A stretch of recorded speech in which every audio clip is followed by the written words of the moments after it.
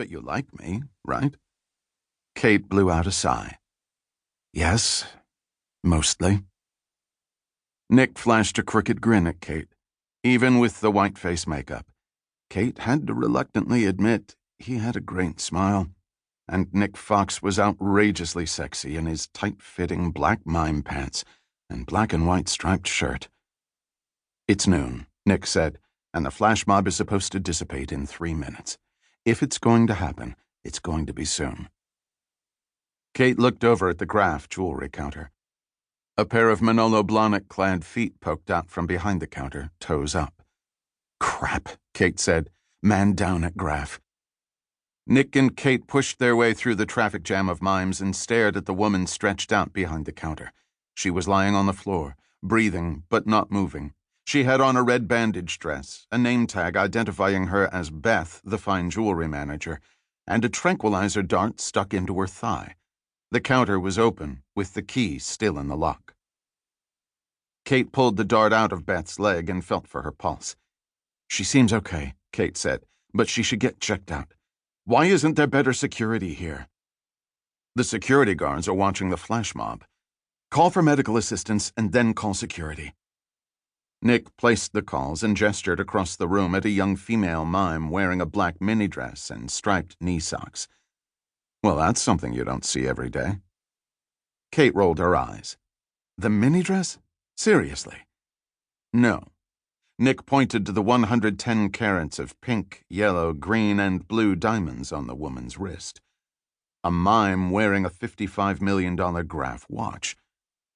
How do you know it's a $55 million watch? Kate asked. It's the Graf Diamonds Hallucination Watch. It was unveiled at Baselworld in 2014 and is the most expensive watch ever created. It was on loan to the Beverly Hills Graf this month. Let's get a closer look. Kate placed the dart next to the unconscious woman and tagged after Nick. Weren't you on vacation in Switzerland during Baselworld in 2014? You know, I think I might have been. Strange coincidence, no? No, Kate said. You aren't going to ask me if I was contemplating snatching the watch, are you? No again, Kate said. I already know the answer.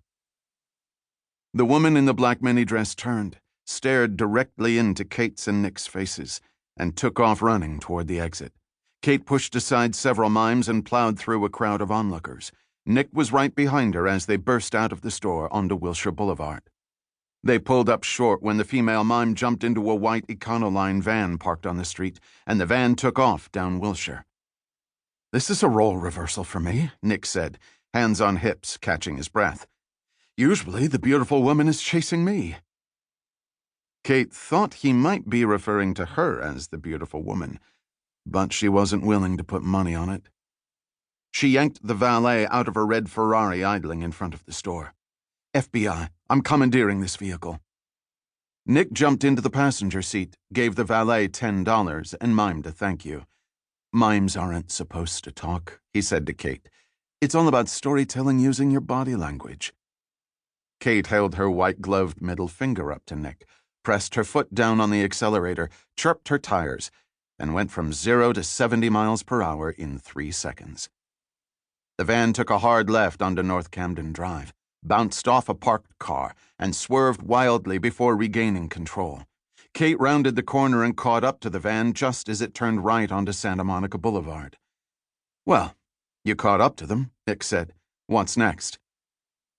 The back doors to the van burst open, and 2 mimes armed with semi-automatic AR-15 rifles took aim at the Ferrari.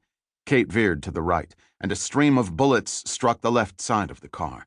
The mimes took aim again, and Kate swerved left, leaving a bunch of fresh bullet holes in the right side of the car. Nick looked at the holes. I'm pretty sure these weren't here when you borrowed this car. I hope your insurance covers commandeering. The van swung a right onto Rodeo Drive and accelerated past the Ralph Lauren and Vera Wang storefronts, cutting around cars, blowing through traffic lights, and barely missing people attempting to cross the street. Kate was less than a car length behind it. She had one hand on the wheel and the other on the horn. She turned to Nick. Are you wearing your seatbelt? Nick tightened his seatbelt.